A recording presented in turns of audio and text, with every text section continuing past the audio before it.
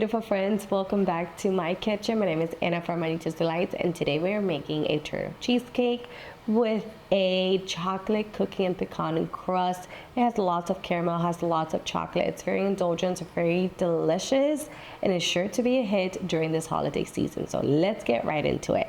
I am going to be making my crust in a food processor, but you can do this by hand. You can add pretty much all the cookies and the pecans in a Ziploc bag, and you can pound it with a rolling pin until it's nice and fine. But that's what I'm gonna do with my food processor.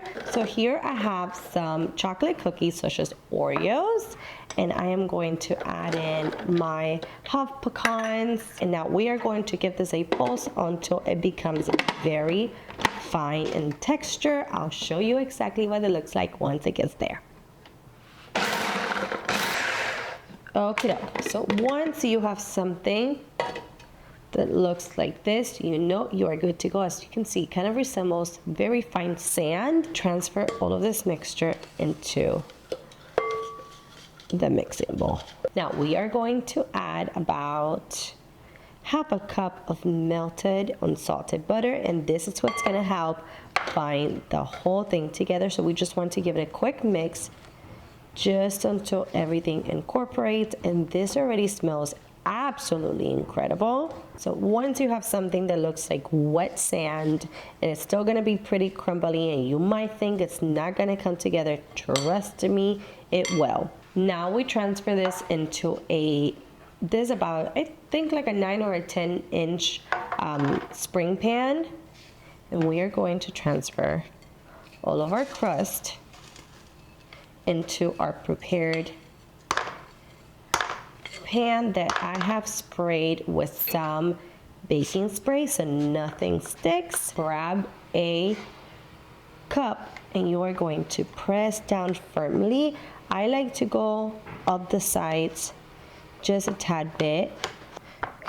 After a couple of minutes of pressing, you are going to end up with something that looks like this. As you can see, my crust went up all the sides, not too high, about midway. Now I'm going to pop this into my fridge just until we are done making the filling, which I'm going to show you how to make right now, so this can kind of sit and cool for a little bit.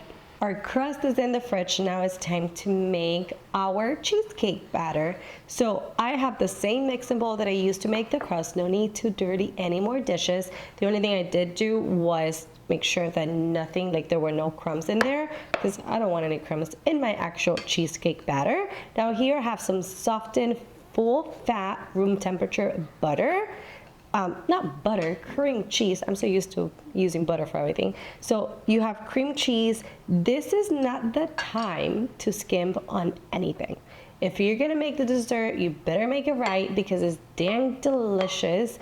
And I would just suggest eat a little less than you normally would, but you need full fat for this to come together beautifully. And I had my cream cheese out for about 3 hours. You want it really, really, really nice and soft at room temperature. Otherwise, it's gonna leave you lumps and you won't have a beautiful cream cheese batter. And I have some granulated sugar and brown sugar. And now we just simply start mixing this together until you have a very silky, smooth cream cheese filling. Okay, this is looking nice and creamy. Now it's time to start adding the eggs, and you want to add 1 egg at a time. You're gonna need a total of 3 eggs. So first one goes in, and we mix it just until it's nicely incorporated. My third egg was nicely incorporated, so now we add a good drizzle of vanilla extract. Add in our sour cream, and you want to make sure that all of your ingredients are at room temperature, otherwise your cheesecake is not going to bake properly. And we also add a little bit of cornstarch, and now we give it a final mix. This looks great. I'm going to give it one final scrape because obviously you want everything to be nicely incorporated. So I like to go from the bottom to the sides. We have our cooled crust, and now we just simply pour our filling all all over. And I also have my oven preheated to 325 degrees Fahrenheit. And I added, so usually you want to make a cheesecake in a water bath so it doesn't crack. But what I personally like to do sometimes, it's just sometimes, especially today since we don't really mind if our cheesecake has cracks or not, just because we have to cover it with so much goodness that you won't necessarily see the cracks. So I added a baking pan with some water on the bottom rack of my oven, and now I'm going to place my cheesecake right on the top rack. You want it placed in the middle section of your oven. You don't want it too high, you want it in the middle section, but you want to place this in the middle, and the water is going to create enough steam that is going to prevent your cheesecake from cracking.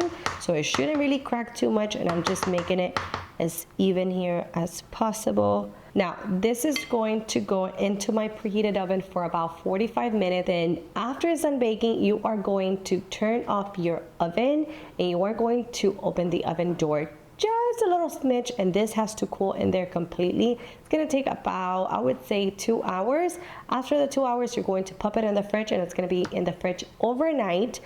After all that happens, I'll be back tomorrow, which for you is gonna be just a few seconds, and I'll show you the next step. It's officially the next day. My cheesecake was in the fridge overnight. So now we are going to carefully remove it. Make sure the sides don't stick. They really shouldn't, but I want to make sure that we are as careful as possible. And look at this beauty. I have my chocolate ganache, which is pretty much chocolate chips melted with some heavy cream in the microwave. I added it to a little plastic bag because we want to drizzle it all over. I have some not homemade, store-bought caramel sauce, but you can make your own. I have a recipe for caramel sauce, and I have some chopped pecans. This is everything you are going to need. So now we are just going to simply start drizzling some of this beautiful caramel over our cheesecake. I'm gonna do one layer of caramel. We're gonna do lots of different layers, so don't worry, it's gonna be very indulgent, very delicious. Now we're gonna do opposite way, one layer of this chocolate ganache. You can do this as pretty as your abilities let you. I don't know how to do things very pretty, so we're just gonna work with what we have. Now I'm going to sprinkle some pecans all over the cheesecake, just like so. And now we drizzle a whole lot more of caramel sauce. And this right here, my friend, is our final result. And if you tell me this is not beautiful, then we cannot be friends, because this is gorgeous. You guys know what time it is. The best part, time to cut into our cheesecake. And it should be nice and creamy. Want to get a nice little slice here. There we go.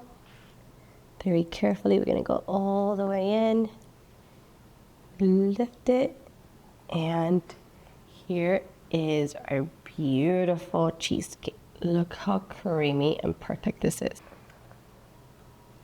This is absolutely perfection.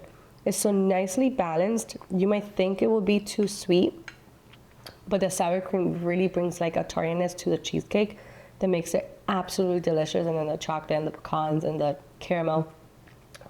It's a heavenly, I don't know, I just blew on it. It's not even hot. It's a heavenly, heavenly dessert. Hope you guys enjoyed the recipe. Give me a thumbs up if you did. Remember, full written recipe on my website.